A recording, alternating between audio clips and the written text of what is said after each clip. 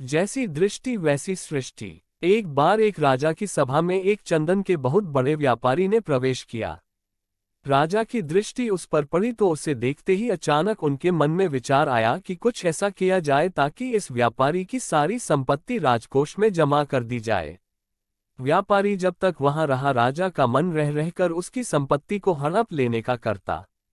कुछ देर बाद व्यापारी चला गया। उसके जाने के बाद राजा को अपने राज्य के ही एक निवासी के लिए आए ऐसे विचारों के लिए बड़ा खेद होने लगा। राजा ने सोचा कि मैं तो प्रजा के साथ न्यायप्रिय रहता हूं, आज मेरे मन में ऐसा कलुषित विचार क्यों आया। उन्होंने अपने मंत्री से सारी बात बताकर समाधान पूछा। मंत्री ने कहा, इसका उत्तर देने के लिए आप मुझे कुछ समय दें।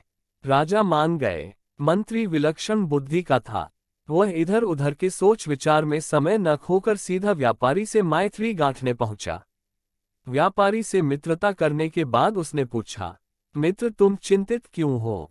भारी मुनाफे वाले चंदन का व्यापार करते हो, फिर चिंता कैसी? व्यापारी बोला, मेरे पास उत्तम कोटि के चंदन का बड़ा भंडार जमा हो गया है। चंदन से भरी गाड़ियां लेकर अनेक शहरों के चक्कर लगाए पर नहीं बिक रहा है। बहुत धन इसमें फंसा पड़ा है। अब नुकसान से बचने का कोई उपाय नहीं है। व्यापारी की बातें सुनकर मंत्री ने पूछा, क्या हानि से बचने का कोई उपाय नहीं? व्यापारी हंसकर कहने लगा, अगर राजा की मृत्यु हो जाए तो उनके दाह संस्कार के लिए सारा चंदन बिक सकता है। अब तो यही अंतिम मार्ग दिखता है।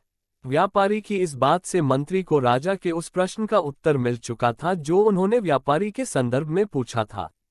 मंत्री ने कहा, तुम आज से प्रतिदिन राजा का भोजन पकाने के लिए 40 किलो चंदन राजरसोई भेज दिया करो।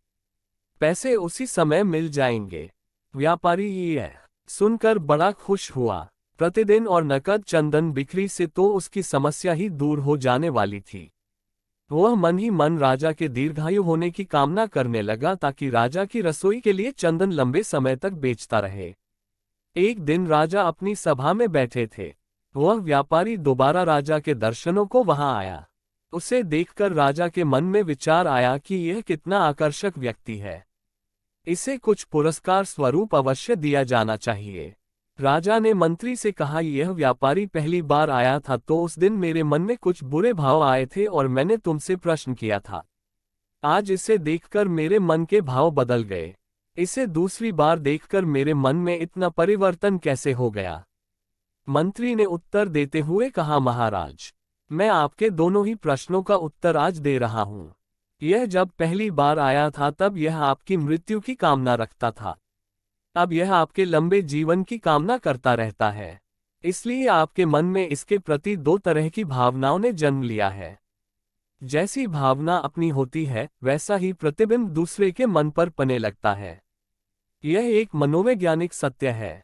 हम किसी व्यक्ति का मूल्यांकन कर रहे होते हैं तो उसके मन में उपजते भावों का उस मूल्यांकन पर गहरा प्रभाव पड़ता है। इसलिए जब भी किसी से मिले तो एक सकारात्मक सोच के साथ ही मिले, ताकि आपके शरीर से सकारात्मक ऊर्जा निकले और वह व्यक्ति उस सकारात्मक ऊर्जा से प्रभावित होकर आसानी से आपके पक्ष में विचार करने के लिए प्रेरित हो सके। ये कहानी आपको अगर